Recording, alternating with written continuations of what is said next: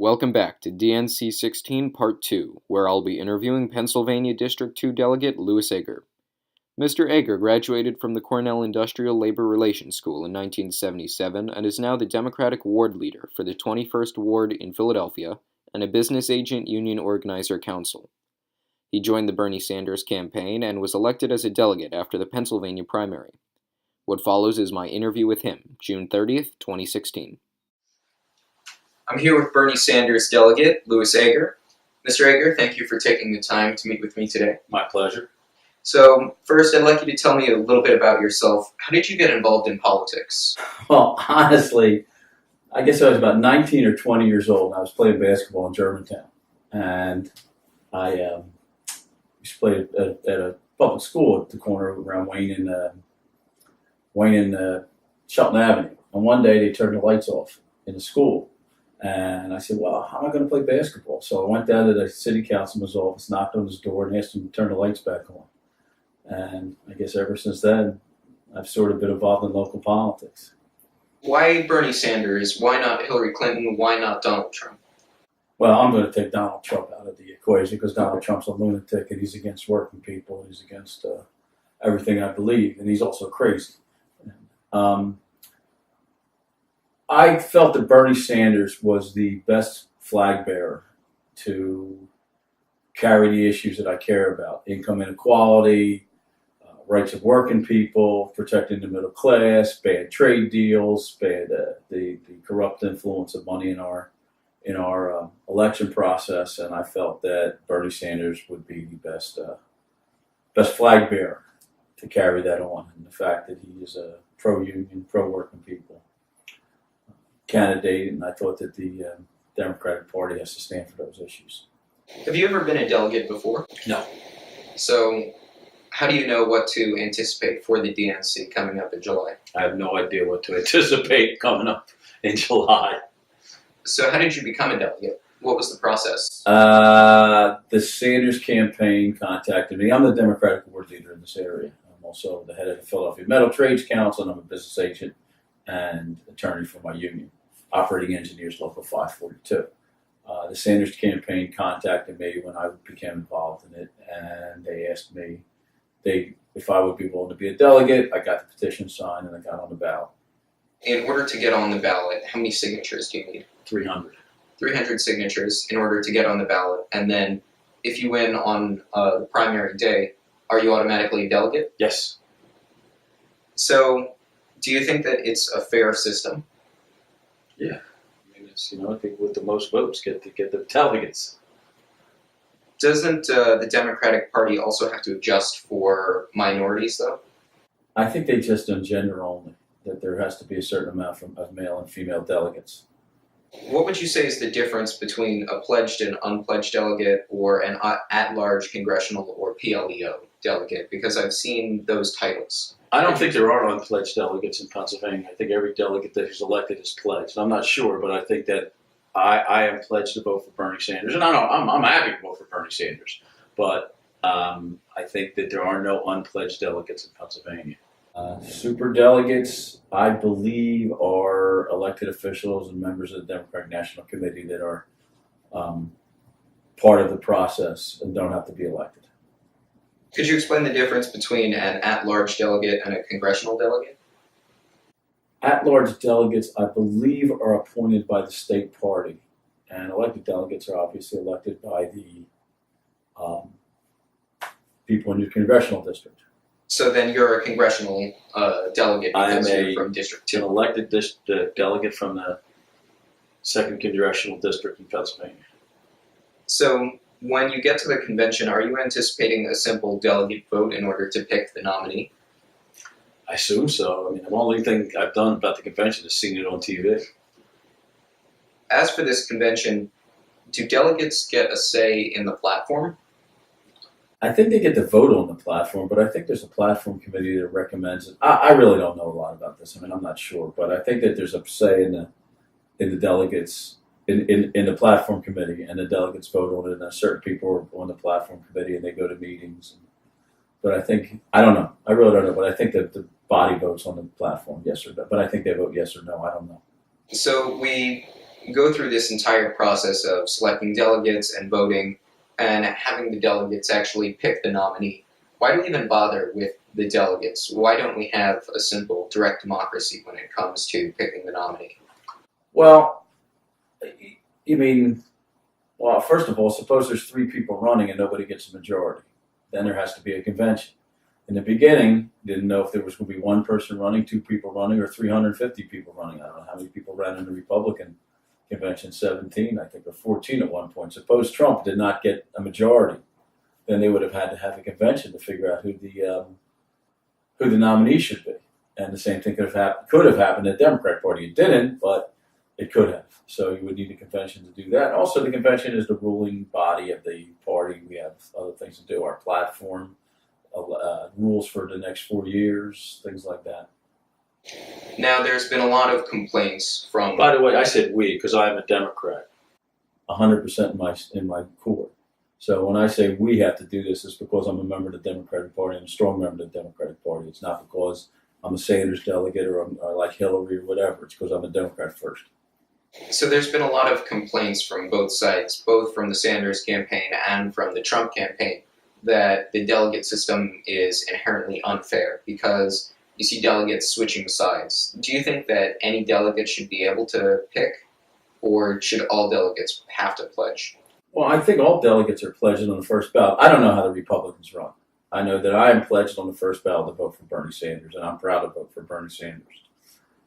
After that, I think if there is a second ballot, I don't know what happens. I think you can vote for whomever you want, but I don't know. I think that's what happens. Now, another source of complaint from the Bernie Sanders campaign has been the superdelegates. Do you think that the superdelegates undermine the process? No, absolutely not. And I know that many people in the Sanders campaign don't agree with me, but I always tell people when big city political, I'm not going to use the word machine, but big city political organizations and members of labor and organized labor pick the Democratic nominee. They picked Roosevelt. They picked Truman. They picked Kennedy. They picked Johnson. They picked others, who were great standard bearers. When we went to more open delegates, we started losing elections. We picked McGovern. We picked Dukakis. We picked Carter. We picked these terrible candidates that didn't look out for, well, I tell you what, Jimmy Carter didn't look out for working people and the core of the Democratic Party, which are working people in the middle class. So I think that the superdelegates have to have a say. And look, when Obama won, all the superdelegates went to Obama based on the majority of where they voted in their district.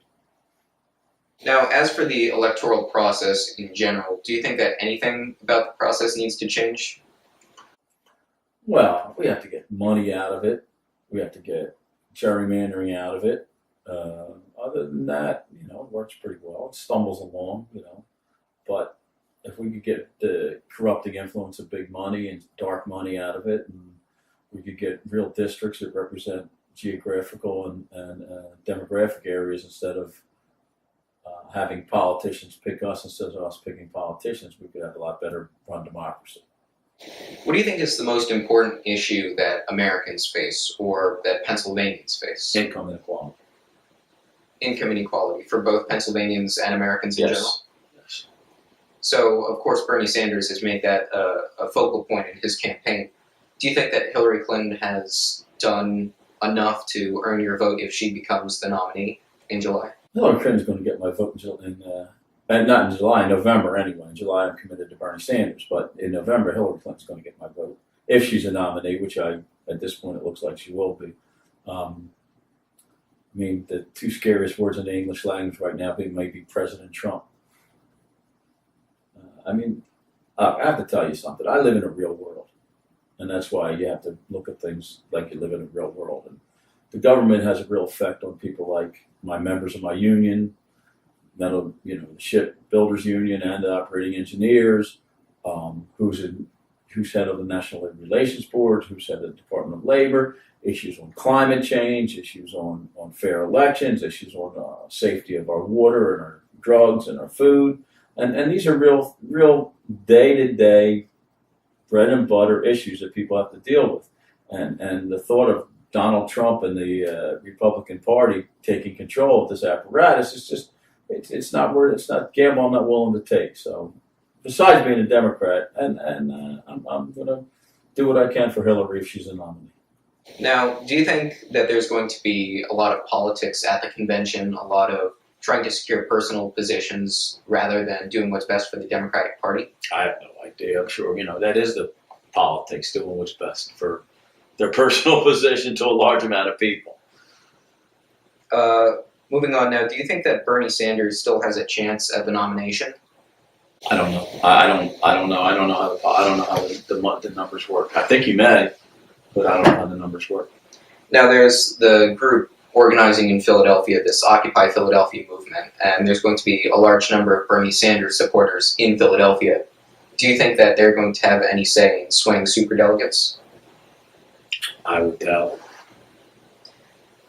Do you think that the Democratic Party has been fair to Bernie Sanders? I will tell you, I don't think that the system was rigged for the most part. But boy, it looked like it was rigged. What happened in Iowa, where they announced results before the results were in? What happened in Nevada? What happened with taking away the access to data? What happened with the party scheduling debates? Now, I think the same outcome would have happened no matter what happened, but it looked worse than it was, and it should never look worse. It should never look bad, but it looked rigged. But I don't think it was rigged. I think I talked to a friend of mine in Nevada, about that big chair throwing thing, and his wife said, I was at a Who concert that was worse than this last week. But it didn't look good. The same result probably would have happened, is what he said, but it just didn't look good. The way they did it, and I think that whole thing with the press announcing that Hillary Clinton won the election, won the nomination the day before the California primary. It just didn't look good. It didn't look fair. But I don't think he was treated that unfairly. And she's the party's favorite. Strike at the king, you got to kill the king. Do you think that Senator Sanders is staying in the race and not dropping out before the convention in order to gain some kind of political position in the Clinton administration? No. I think Senator Sanders is staying in the race in order to make sure that the issues that are important to him and important to me and important to his followers are addressed at the convention. Issues like the Trans-Pacific Partnership, climate change, income inequality, corrupting influence of money in politics. I think he wants to make sure that those issues are not forgotten about. In that respect, do you think Bernie Sanders has been successful in his political revolution, as he's been calling it? Well, I don't know about the political revolution, but he's certainly been successful in making the Democratic Party more address those issues that are important. Do you think that in terms of long-term effects, we're going to see another Bernie Sanders-type candidate in 2020? I have no idea. I hope so. I hope Hillary wins, and if she's a nominee, I hope she wins re-election. In 2024 is when we'll look at it again, hopefully. Do you think that, in that respect, Donald Trump is at all comparable to Bernie Sanders in launching this revolution? I think that Donald, the disaffection with politics, and that the feeling that people's bread and butter issues are not being addressed. Some of the followers of both Bernie Sanders and Donald Trump come from the same kind of anger and disaffection and disillusionment. And I think that the Trump supporters see it as, immigrants and Muslims and working, poor people, where the Sanders supporters see it as the 1% and big companies and big business and international corporations. But I think that the anger from, I'm not going to say all their supporters, I'm probably going to say a minority of both their supporters, is reflected in that. Do you think that America is becoming too polarized because of candidates like Senator Sanders, who's pushing the party left, and Trump, who's pushing the party right? See, I don't know if Trump is really pushing the party right. I think more people like Cruz and Ryan and the Tea Party and that caucus is pushing the party right. I think Bernie Sanders is pushing the Democratic Party back to where it should be, which is really, the advocate for the American middle class. I mean, I hear all this stuff about far left Democrats. I wish you could find me a far left Democrat. I wish you could find me somebody who was for single payer health care and strengthening labor laws and ending poverty and strengthening, Social Security. I wish you could find more far left Democrats, but all we can find is, the Republican Party has moved the conversation so far right that the centrist Democrat is, they look at Hillary Clinton as a far left Democrat on the right. And Hillary Clinton's a moderately left of center Democrat, if she's even that. But, she's a moderate. So going off of that, if Hillary Clinton is considered by some to be a moderate Democrat and considered by others to be a far left Democrat, do you think that her strategic choice for a vice president or running mate is going to be someone further left than she to try to win back Bernie Sanders supporters, or someone more moderate to win back neutral voters? I think that who she selects as vice president, what did somebody say? That the job is not worth a warm bucket of spit. I don't think it makes a difference. I mean, it may make some difference, but I think because there's so much news on TV, people care more who the vice president is than really matters. I have no idea what she's going to do. She's going to look at, I'm sure she has people way above my pay grade looking at this and figuring it out. So, assuming Hillary Clinton is the nominee and is going to win in November, let's say, do you think that she's going to have Senator Sanders as an important administration role, or do you think even vice president? No. I think he stays in the Senate and advocates for the issues that he cares about in the Senate. I would hope so, anyway. What part of the DNC are you most looking forward to? Just the whole spectacle of everything. I mean, I'm getting bombarded with invitations to things, and some of them seem great. I mean, Lady Gaga and Lenny Kravitz for a concert in Camden, all the delegate things. But I also just, I get to see Obama speak, I get to see Hillary speak, I get to see probably Bernie speak, I get to see whoever the next standard bearer is, whether it's Cory Booker or one of the Castro brothers or whoever they think is, I mean, just remember, Barack Obama made that speech in 2004, and Bill Clinton made that speech in 1988. Was it 88 before he ran? He was the keynote speaker, and look what happened. So you get to see, the farm team. Do you think the odds are favorable that the next president of the United States is going to be a Democrat? I think, well, listen, I don't bet chalk horses, which means, you know what chalk horses are? Yes. Horses that are low favorites. I like long shots, but if I was a betting man and a chalk horse, Hillary Clinton's going to win this election. I don't think there's any doubt. I think Donald Trump's stupidest days aren't behind him. I think he's going to say more dumb things. And I think that people are going to wake up and say, this guy can't be president. But what do I know? People say, we really won't leave the EU, will we? But I think it's this election's pretty much over at this point, unless something happens that unforeseeable. What do you think are going to be the long-term effects of this election in terms of the political process of selecting a nominee and a president, or even in terms of the results of this election? None. I think it's just going to be another election. Every election is a watershed election. Every election, everything stays pretty much the same. We move from center left to center right. Do you think that this is going to be considered an important election in terms of the different type of candidates that we'll see? Because we've never seen a Bernie Sanders and Donald Trump type of election.